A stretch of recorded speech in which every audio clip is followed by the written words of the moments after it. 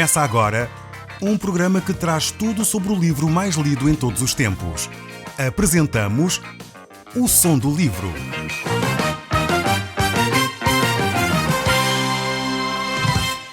Seja muito bem-vindo. Neste podcast vai encontrar o livro mais conhecido e lido em todo o mundo. Vamos levá-lo numa viagem pela história da humanidade. Este é um audiolivro para si, para a sua família e sociedade em geral. Contextualização e comentários de Paulo Chaveiro. E hoje nós vamos continuar a olhar para o livro de Neemias. E estamos agora no capítulo 7 deste livro. Nós já vimos como os muros de Jerusalém foram construídos. Neemias chegou finalmente a concluir esta obra. A cidade estava agora toda ela com a muralha construída à sua volta. Foi uma vitória fantástica que Neemias conseguiu com aquele povo que estava completamente desencorajado e desanimado. O povo já havia muitos anos que estava sem as muralhas construídas e nunca tinha conseguido realmente edificar essas muralhas. E em 52 dias esta obra foi concluída. Isto é uma tarefa gigantesca que só com a ação de Deus poderia ter sido realizada.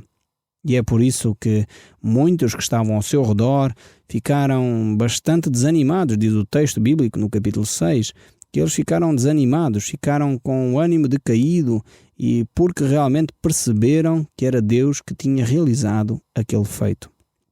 Quando realmente Deus trabalha, quando Deus age, até os inimigos de Deus têm de reconhecer que foi pela mão de Deus que as coisas aconteceram. Por isso não é de estranhar que Neemias pudesse declarar que é o Senhor que peleja por nós. É Deus quem faz a obra e nós somos seus cooperadores nesta tarefa. Eu espero sinceramente que você esteja consciente disso, que aquilo que está acontecendo na sua vida não é fruto da sua sabedoria ou da sua capacidade, mas é fruto da graça de Deus. É fruto realmente daquilo que Deus está a realizar à sua volta. Alguém disse um dia que Deus pode realizar mais em 60 dias do que toda a força humana conjugada em 60 anos. E isto é um facto. Quando nós nos colocamos nas mãos de Deus, os milagres acontecem efetivamente. Quando nós deixamos Deus agir à nossa volta, as coisas que nós pensávamos que eram impossíveis serem realizadas, elas acontecem. Pois o impossível é o território de Deus. É aí que Deus opera. E é exatamente por isso que se torna um milagre. É exatamente por isso que nós damos glória e honra a Deus, pois constatamos que só pelo poder de Deus seria possível determinada coisa acontecer. Então vemos que realmente Deus age, e age normalmente através de pessoas fracas, de homens que reconhecem as suas limitações. Temos vários exemplos nas Escrituras onde vemos que Deus pegou num homem simples e fraco, um homem que simplesmente tinha um coração humilde, um homem que simplesmente se preocupava com as coisas, e Deus tornou esse homem, essa mulher, num vaso para a sua honra. Podíamos olhar para Moisés, por exemplo, que quando Deus o chamou, não sei se você está lembrado desse episódio, ele estava lá no deserto de Midian, Deus chama Moisés e ele diz: "Oh Deus, eu nem sei falar. Como é que eu vou me tornar o grande líder da nação de Israel? Eu não sei sequer ter grandes discursos. Como é que eu me vou confrontar com o faraó?" Mas ele era um homem de fé e Deus utilizou esse homem de fé. Temos outro caso, o caso de Gedeão, que é um caso para mim daqueles casos paradigmáticos, um caso realmente chocante até, em que Deus pega nesse homem que estava escondido, cheio de medo, e Deus vem e diz: "Homem valente, eu te escolhi." E realmente Gedeão está ali aterrorizado e Deus diz que vai fazer dele um grande líder. E ainda lhe diz mais: "Vai nessa tua força." Mas o homem era fraco, era um homem que estava cheio de medo. E Deus utilizou Gedeão de uma forma milagrosa. Com 300 homens, ele realmente pôde derrotar um exército de milhares de homens. E ainda hoje a história recente do exército, da tropa, relata que este foi o primeiro exército de elite. A primeira tropa especial a ser usada foi a tropa de Gedeão. É interessante como ficou registado nas histórias do mundo este ato de Gedeão, que na realidade não foi Gedeão que fez, foi o próprio Deus. E como Deus usou um pequeno grupo de homens treinados, com coragem para avançar, para derrotar um grande exército de milhares e milhares de homens. Então vemos como Deus pega em pessoas simples, pessoas como você e eu, que têm fé, que são fracas e que sabem as suas limitações e que se deixam usar por Deus para Deus fazer grandes obras. Talvez um dos maiores homens que Deus tem usado nestes últimos tempos, um dos homens que realmente Deus usou para levar milhões de pessoas a Jesus Cristo, o Dr. Billy Graham. Realmente, ouvindo a história dele, é impressionante como Deus usou este homem. Ele dizia que ele, quando chegar à presença de Deus, tem uma única pergunta para fazer a Deus, que é: porquê eu? Porquê eu e não outro, ó Deus? Porque tu me usaste a mim. E realmente, muitas vezes nós ficamos sem perceber porque é que Deus escolhe determinados homens. Mas esses homens que Deus escolheu devem realmente ser respeitados, devem receber as nossas orações, devem ser pessoas que nós realmente admiramos num sentido correto e não num sentido idólatra, mas no sentido de dar honra a quem honra, como diz a própria Bíblia. Assim como o Dr. McGee, o fundador deste programa que eu próprio tenho o privilégio de partilhar convosco, foi um homem que Deus utilizou de uma forma tremenda ao longo de gerações e tem levado esta mensagem de Deus à humanidade em muitos e muitos povos, em mais de 100 nações que este programa está a ser emitido, porque realmente Deus pegou nesse homem que se deixou usar de uma forma simples para se tornar algo que tem abençoado milhares e milhares de pessoas. Então são homens comuns, homens de fé, homens que realmente procuram fazer a vontade de Deus, que Deus utiliza. E por isso mesmo Deus o quer usar a si, onde você está, com a sua fraqueza, com a sua fé, com a sua dedicação a Deus e a sua dependência de Deus, para ser usado para aquilo que Deus pretende. Mas continuando então aqui o nosso tempo, eu gostaria então de começar a ler no verso 1 do capítulo 7 aqui do livro de Neemias, depois desta introdução que nós fizemos. Diz assim: após a conclusão das muralhas e depois de termos colocado as portas nas entradas, e nomeadamente os porteiros e os cantores e os levitas, vemos agora que Neemias vai começar a colocar as pessoas nas suas funções. Coloca os porteiros, portanto a cidade passa agora a ser uma cidade segura. Tem então pessoas que protegem a entrada da cidade, tem os cantores, aqueles que dão a adoração e o louvor a Deus, e tem os levitas, aqueles que servem a população nas suas necessidades e servem no templo também nas questões bem práticas, as questões administrativas. Então vemos aqui estas três áreas tremendas. A importância de termos pessoas que vigiam sobre a cidade, estes porteiros. E a própria palavra de Deus nos mostra claramente que nós devemos vigiar, devemos ter a atenção para com a nossa vida espiritual. Então, estas lições que Neemias nos deixa aqui são realmente uma lição para nós. Nós não podemos deixar que a nossa vida seja uma cidade sem portas. Não devemos deixar que a nossa vida venha tudo e nós recebemos tudo, o lixo que chega com uma forma tranquila.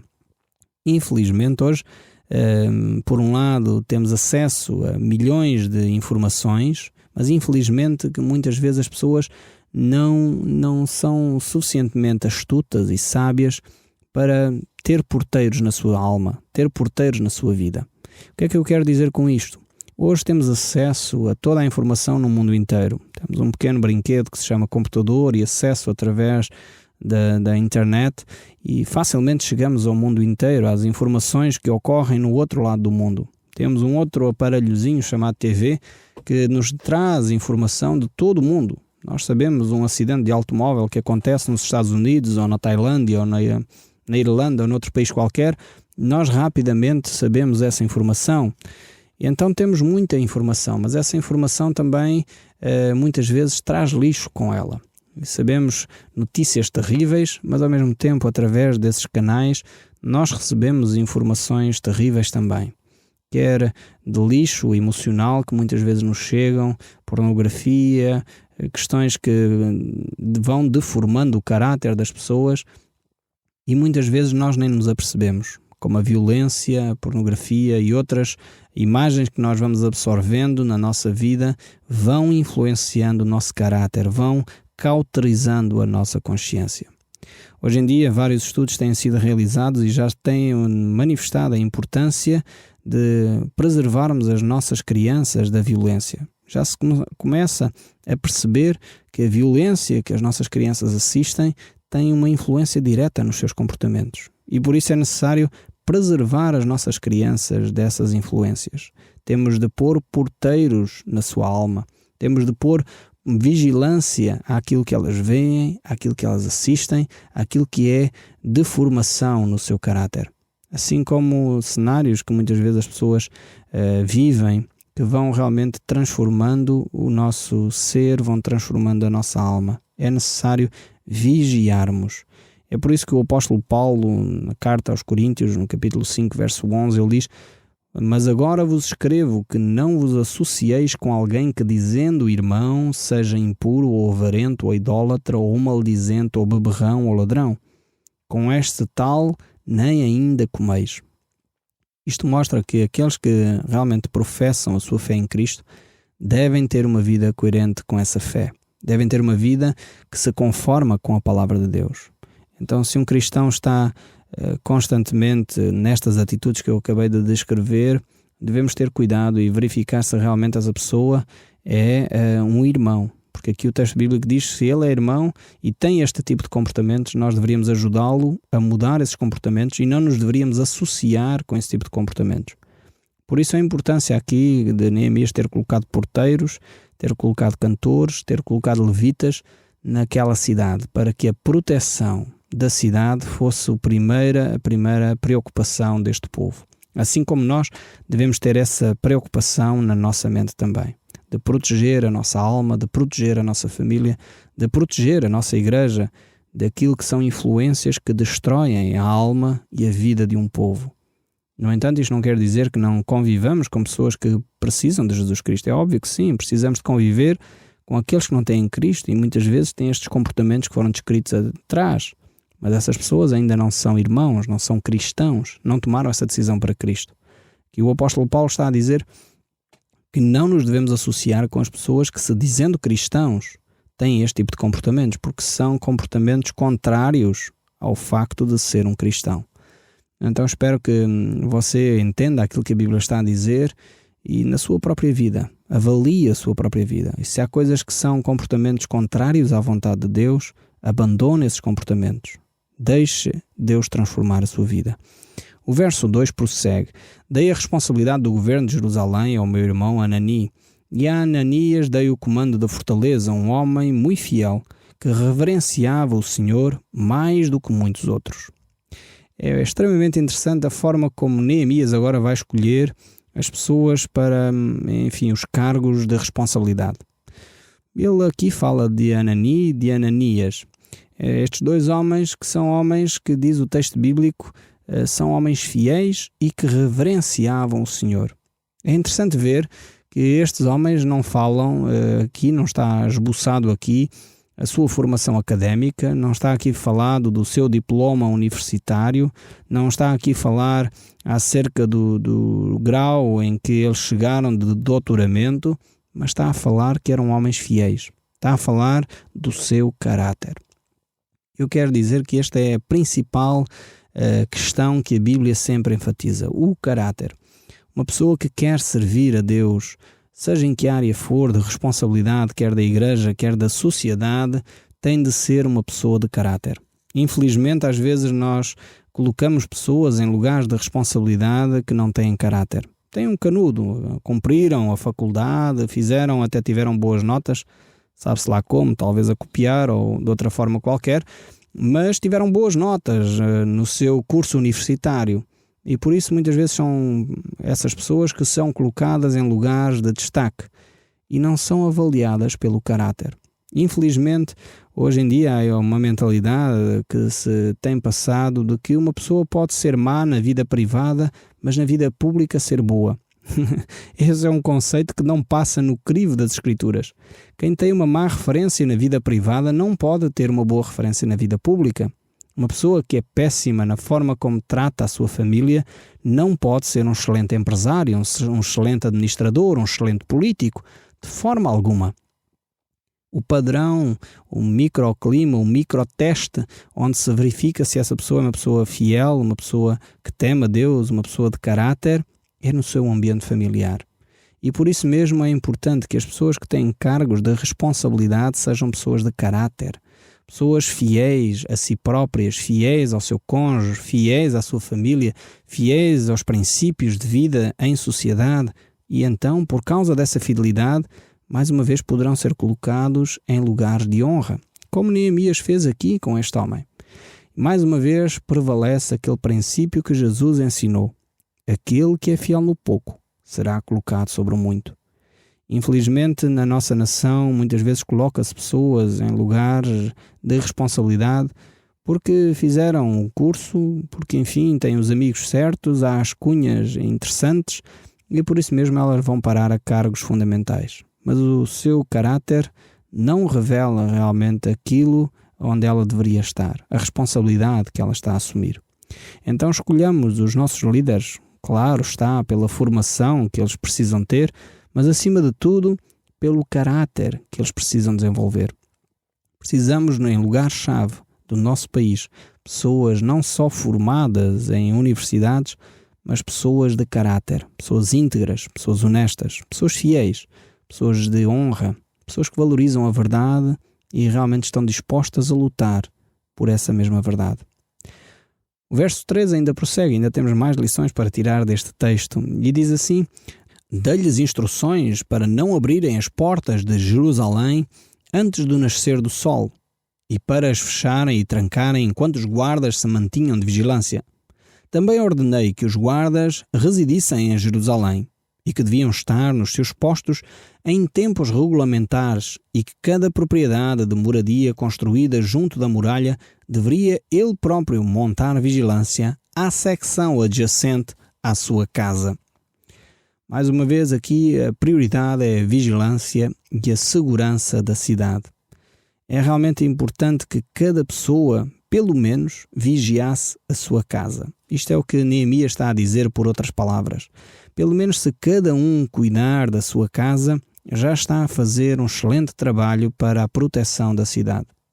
Eu creio que este mesmo princípio é válido para nós hoje. Necessitamos continuar a vigiar a nossa família, a vigiar a nossa casa, a procurar que os nossos filhos não sejam bombardeados com ensinos que são prejudiciais ao seu crescimento. E é aqui que eu creio que nós, como pais e educadores, necessitamos ter uma força ativa e interventiva nas sociedades, nas escolas onde os nossos filhos estão, para travar ensinos que muitas vezes são prejudiciais. Nosso país tem refletido sobre áreas vitais para a vida em sociedade, como a educação sexual e outros. É necessário que os pais sejam ouvidos e se possam pronunciar sobre os conteúdos que estão a ser ensinados aos seus filhos. Não podemos permitir que um iluminado possa transmitir aos nossos filhos coisas que estão erradas ou sejam contrárias à ética e à moral de cada família. Então necessitamos realmente de tomar uma posição, mostrando que estes valores são valores fundamentais para a nossa sociedade. E nós temos que vigiar, pelo menos, mais que não seja, pela nossa própria casa.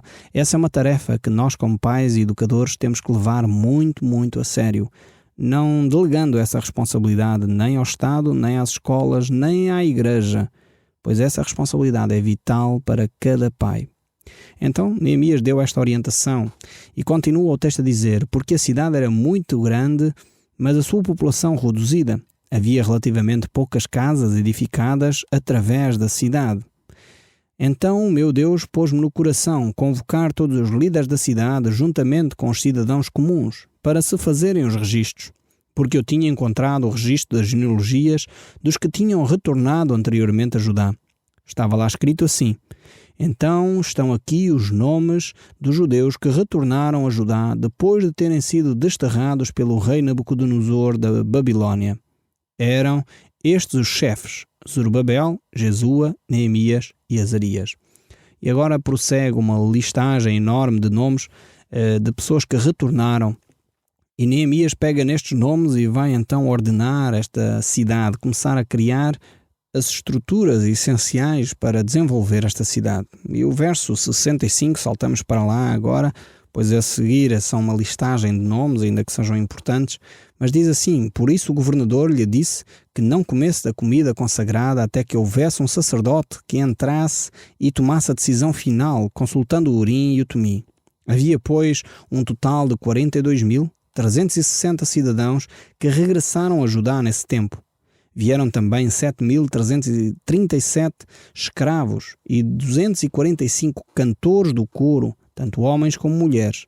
Trouxeram consigo 736 cavalos, 245 mulas, 435 camelos, 6.720 jumentos, e alguns dos seus líderes ofereceram donativos para a obra. O governador deu 8,5 kg de ouro, 50 bacias e mais de 530 vestes sacerdotais. Outros chefes deram 170 kg de ouro, mais 1.200 kg de prata, e o resto do povo deu 170 kg de ouro, 1.200 kg de prata e 67 vestes sacerdotais. Os sacerdotes, os levitas, os porteiros, os elementos do coro, os serviçais do templo e o resto do povo instalaram-se, pois, nas suas respectivas povoações através de toda a terra de Judá. Quando chegou ao 7º mês, já os israelitas estavam a habitar nas suas respectivas localidades. Vemos que aqui há um trabalho exaustivo que Neemias faz para que o povo pudesse ser instalado, todo este povo que foi contado, mas também houvesse as condições para que o serviço no templo fosse desenvolvido. Ele estava consciente que a razão pela qual o povo tinha sido deportado para a Babilônia era porque o povo não tinha preservado valores fundamentais da sua vida espiritual. E por isso mesmo era necessário restaurar também essa espiritualidade do povo. Aqui, esta entrega dos bens para o serviço de Deus tinha a ver com o coração do povo, tinha a ver com aquilo que o povo considerava ser vital para a sua vida. Infelizmente, muitas vezes, esses bens têm sido mal utilizados por quem são líderes de muitas comunidades. Mas isso é responsabilidade desses líderes que eles darão a Deus. Cada um de nós, como povo de Deus, tem a responsabilidade de manifestar a Deus o amor e o apreço que tem de uma forma prática e concreta, para que a obra de Deus também possa continuar.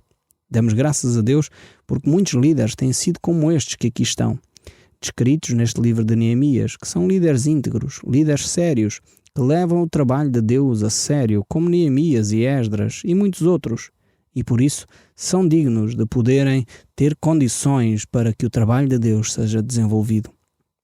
É necessário realmente que cada um de nós possa obedecer e guardar a palavra de Deus. É por isso mesmo que Jesus Cristo, quando estava no nosso meio, ele dizia: a minha comida e a minha bebida é fazer a vontade do meu Pai. E o próprio Jesus ainda nos diz: se sois meus amigos, é porque guardeis os meus mandamentos. Se nós queremos realmente priorizar a nossa relação com Deus, então devemos ter essa percepção de que só o faremos quando de uma forma prática e concreta obedecermos à vontade de Deus. No próximo programa nós continuaremos a olhar para os textos da Palavra de Deus e tentar perceber aquilo que Deus tem para nos dizer hoje em dia. Até ao próximo programa e que Deus o abençoe ricamente. O Som do Livro, uma produção da Rádio Transmundial de Portugal.